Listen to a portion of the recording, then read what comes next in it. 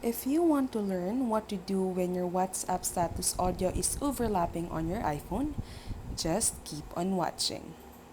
First step, close all the applications that are open on your background because this may affect the audio on your WhatsApp application. After this, check if your phone is connected to any Bluetooth device or screen mirroring because this may also cause audio disruption.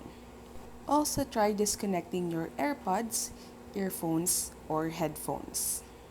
Once you're done doing these steps, go to App Store and check if there are any updates for your WhatsApp application. Just search WhatsApp on your search tab, click the icon, and you'll immediately see if there are any updates available. If what you'll see on your screen is the blue open button, it means that your application is up to date and there are no updates available. If the aforementioned steps still didn't work, you might want to offload your WhatsApp application. You can do this by going to General, then go to iPhone Storage, and scroll down until you see the WhatsApp icon.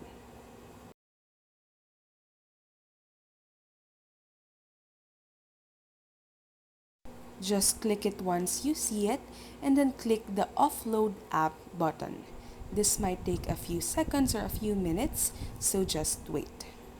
After, the Reinstall App button will appear, so just click this and wait also for a few minutes or a few seconds.